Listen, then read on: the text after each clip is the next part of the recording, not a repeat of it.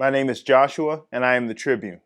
Before we get into God's extravagant advancements, it's very important that I define what I mean when I say extravagant, when I'm referring to what God's doing in your life and the steps and the things that He's asking you to advance on. Because many times what we do is when we think of extravagance, we think of things that we just easily get and we want and that we can just enjoy. But when God is asking you to do something that I'm talking about, it's very important to know that He's going to ask you to do things that are so amazing and so wonderful and that are so aligned with your heart that He's placed inside of you for your purpose, that you will look at that thing as an end goal. You will look at that thing as the end all be all, and you will actually not be able to see past that thing because it's so magnificent and it's so tailored to you. When really God just wants you to do a step, and that step is tailored to your heart. So it would be a mistake to think of just that thing as an end. And today this is what we're going to be talking about, because it's very important we know how our perspective should be when God brings something like this to us that is so good, but it's simply a conduit to get to the next level of your preparation or your advancement in your purpose. Now, why is it important then to prepare in this way for something wonderful and beautiful that God is asking you to do? It's because if you look at what He's asking you to do as the end goal, then you can fall into two categories that would actually be very detrimental to your purpose and could slow you and delay you. The first one is inaction. You will not do this thing, or you will not accept what God is actually trying to do in your life because you won't think you deserve that kind of reward yet. And you will actually feel guilty about doing or receiving what God is telling you needs to be done or received. Which means that if you don't do it, and this is, again, you have to have action steps in this part of it. That's why I'm talking about it. It's not just something that drops out of the sky. This is something that you have a part in doing. You have a role with God to complete. But that role even will feel so wonderful that you will look at it as a reward. When really that's not what it's meant to be. What it's meant to be is just a step. So you will not do the step because you will feel guilty of receiving that reward, when really it's not meant to be a reward. So then if you don't do your part, then it doesn't get done because you're trying to be humble, when it's not. Humble isn't even the point, because you're working with God and He's asking you to do it. And then you can't move forward. The second category you can fall into is delayed action. And what's wrong with delayed action when God asks you to move on something is that He has a rhythm that He's trying to keep. And if you miss His rhythm, then maybe it will ruin the next thing He's trying to do, and maybe it will delay that next thing, and then you have to find the rhythm again, which is very difficult at times, because if you're already in His rhythm, that means you worked to get into the rhythm, and then if you mess up that rhythm, that means you have to find the rhythm again. So that takes you more work, and then you will have to come back around the mountain and do that step again. So these are the two categories you can fall into if you look at what God is asking you to do as a step that is so wonderful and so tailored to who you are that you feel like it's a reward for you. This is what you fall into if you look at it like that and you don't pay attention that God is actually interested in advancing. He is not interested in just rewards and you sitting down and enjoying something. Though that's part of the process, it's important to make sure that you actually can see and discern when it's time to advance past a step that feels like a reward to you. Now, if you cannot do this, it's okay, because, and when I say do this, I'm talking about if you cannot discern this thing, it is okay because God has a safety net around this piece of the process. Because God is so wise, He knows that there are certain things He's going to ask you to do that you will find so wonderful that you will actually feel guilty to advance on this thing, because you will think you're being extravagant and you're being unnecessary and you're being ridiculous and unreasonable.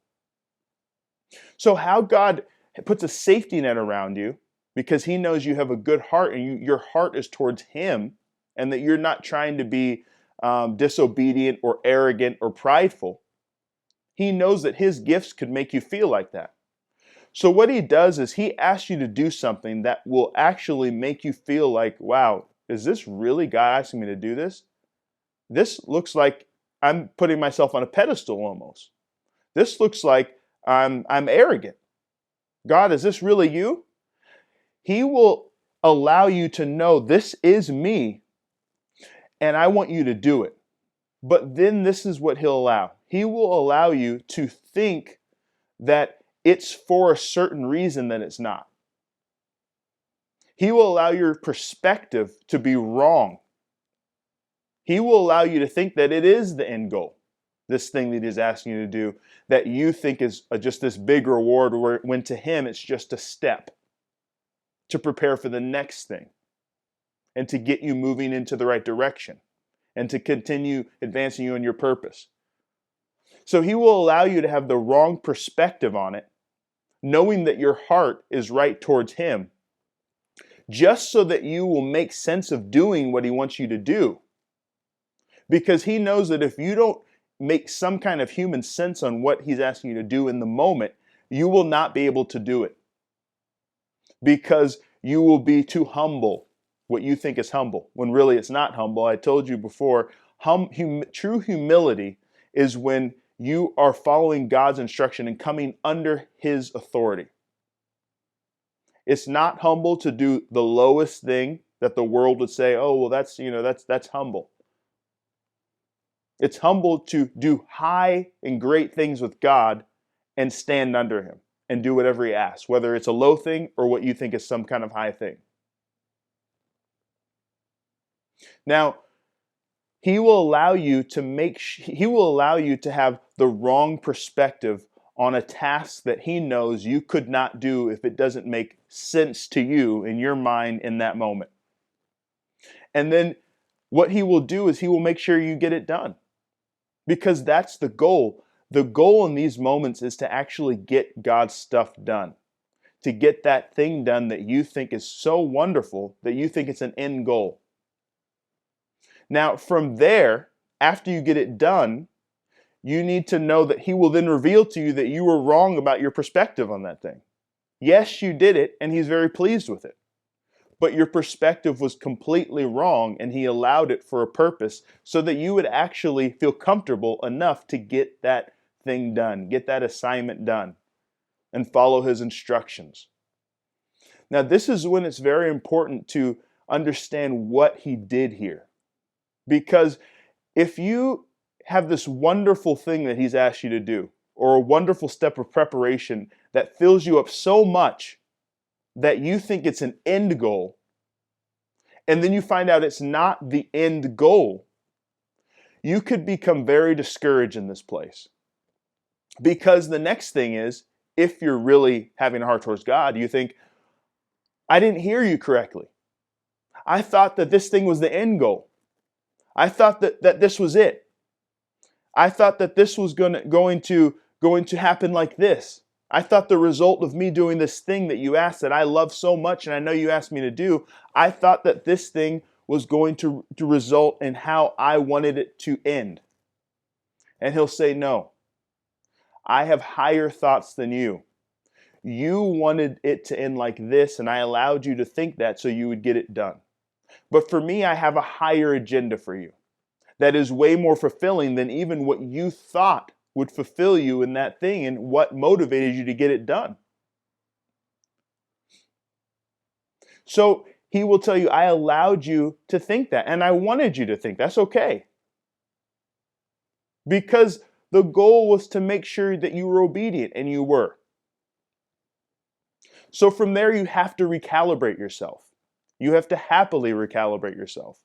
because then you have to remove yourself from your idea of what you thought this thing should be and what this end goal is, and realize that that was just a stepping stone to get you to something higher.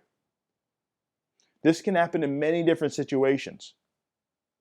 And once you realize that he actually allowed you to do this, he actually allowed you to have this perspective, then you'll realize that he is so gracious that he will actually allow you to have a wrong perspective in order for you to make sure you get the job done, because he knows that if you get the job done, you will have the ultimate joy in his outcome and not your perceived outcome that you thought that you wanted.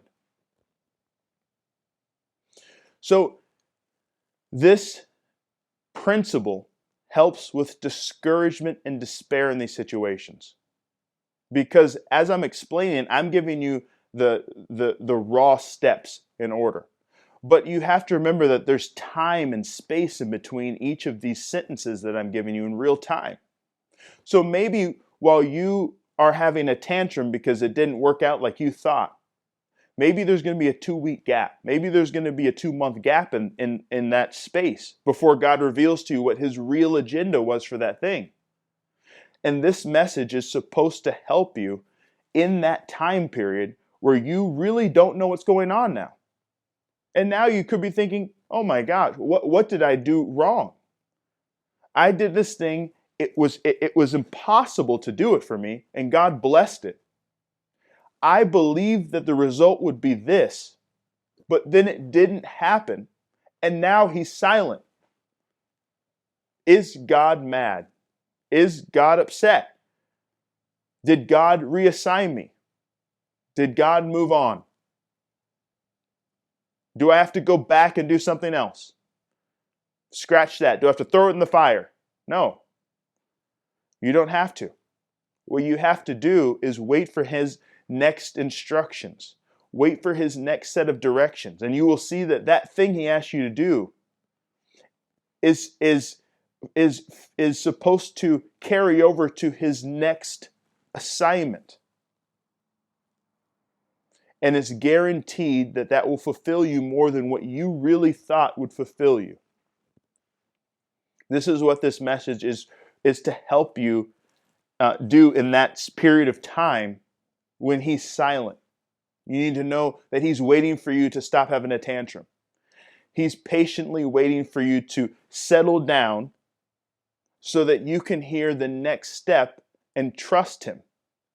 This is very important because it's a relationship step.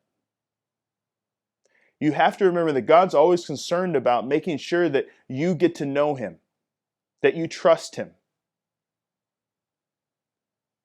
Because this journey really is about relationship.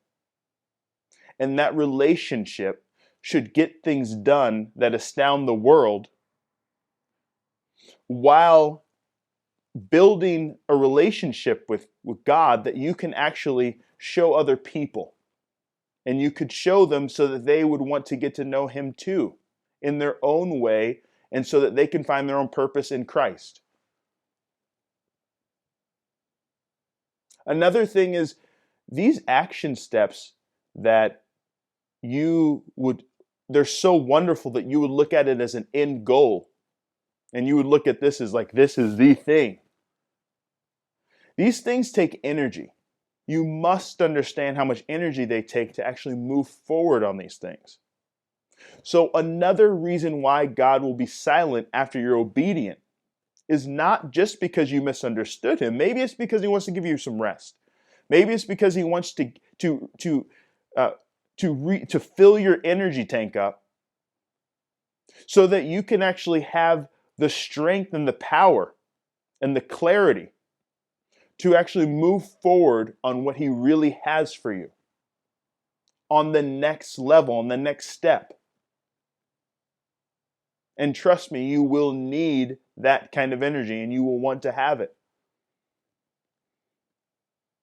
Now then, what is the goal then?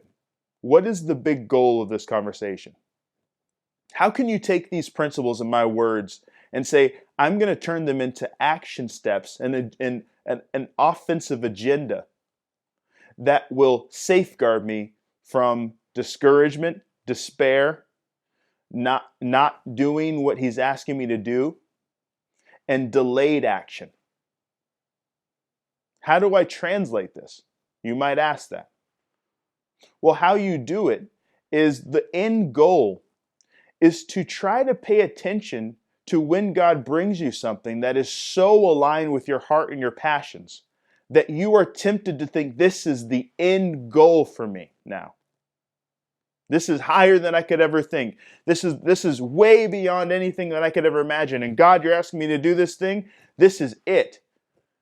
When that happens, make sure that you remember this message, and then you recognize that, God, before I say this is the end goal, I need to go to you first and say, God, why are you asking me to do this thing?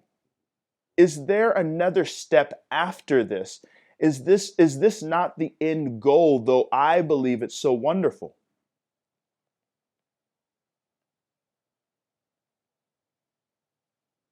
This is the first question you need to ask God.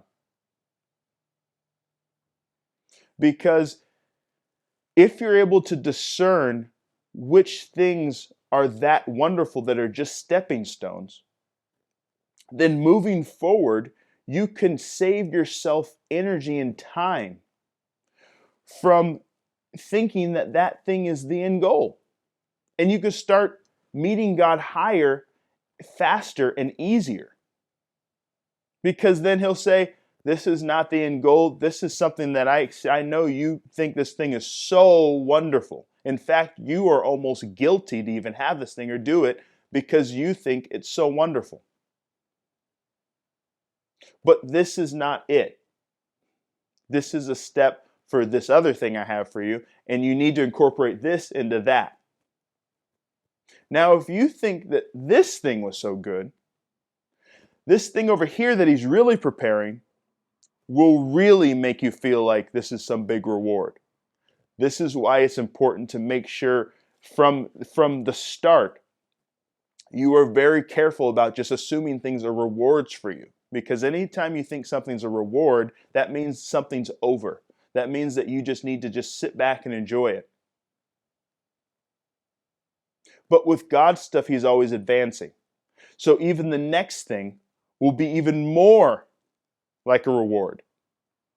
But the difference is that you can enjoy what he has given you, but it takes also knowing that you need to be filled with action steps. It takes work. It takes continuing to listen to God. That's another thing. You get a reward, you think I don't have to listen to God anymore. I thank you for this reward, God. Take care. No. He's like, I'm right here because I'm going to be with you for the rest of your life and we're going to keep moving. It's not take care, have a great day, and that was wonderful working with you, God, and I got this now. No. It's God, I enjoy this thing, and please explain to me the purpose of it so that I can use it as fuel to move forward. And this is the end goal for things like this and situations like this that God will bring you. When God brings you something so powerful that is tailored to your heart, you need to not just think I need to enjoy this thing. You also need to take it and say, I'm going to use this thing as fuel to advance me in the higher thing that God's asking me to do. And if I don't know what that is, that thing should give me a clue of what it is. And I need to take that before God so that he can explain to me what his agenda is. And truly, this is the highest form of enjoyment. When you can enjoy something and use it as fuel to advance you in something higher. This is what God's after. And this is what he's going to ask us to do for the rest of our lives. With him is to enjoy what he has placed before us and enjoy advancing with him in his mission and what he's asking us to do while letting it feed us. It's really important to make sure to always look for what God is placing around us and what God is asking us to do, that not only we just enjoy and just lay back and just fall into complacency, but what are the things he's giving you? What are the things that he's speaking to you about? And what are the things that he's asking you to actually work on that are supposed to fuel you? When you think like this, you cannot lose. You cannot lose because you are always looking for fuel. And God will always place fuel tanks around you when you're looking for them like this. Because he wants you to be energized for his purpose. He wants you to have fresh passion. A lot of people fall into not understanding this principle because the first part of preparation, he doesn't necessarily do this with you.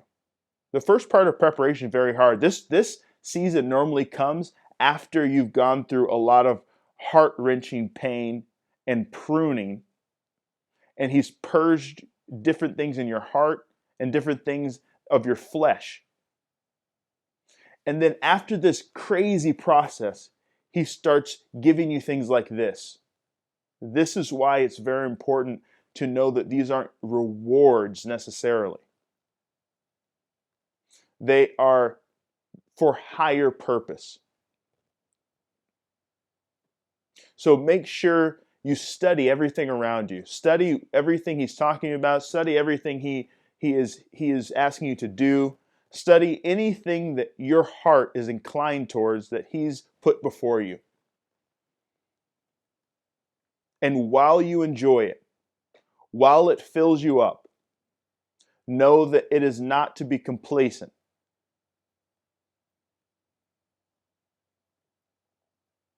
It is to advance his purpose and for you to enjoy it. And always remember, if you don't remember these principles, if you don't apply these principles, then he's gracious.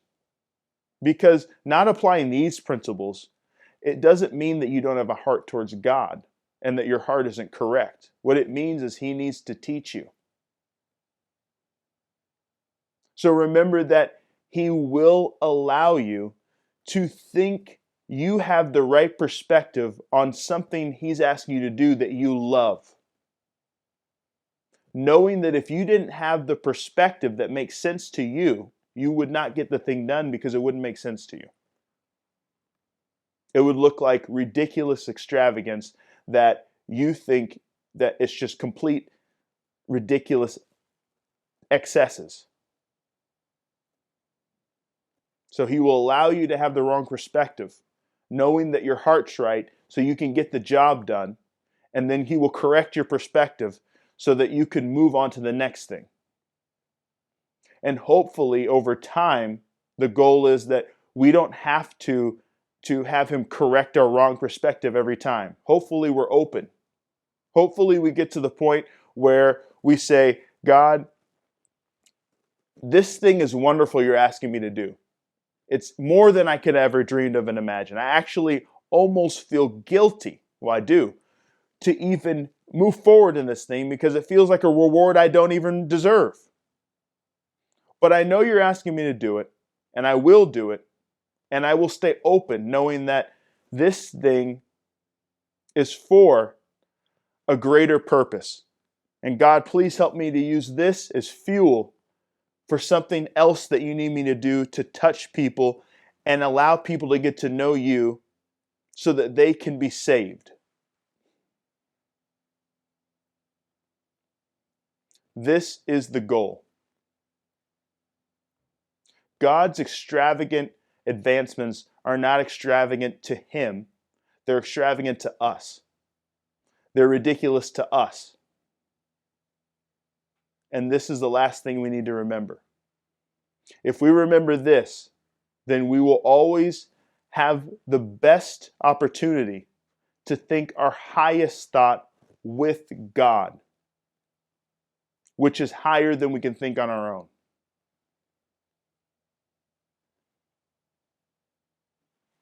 Hail Jehovah.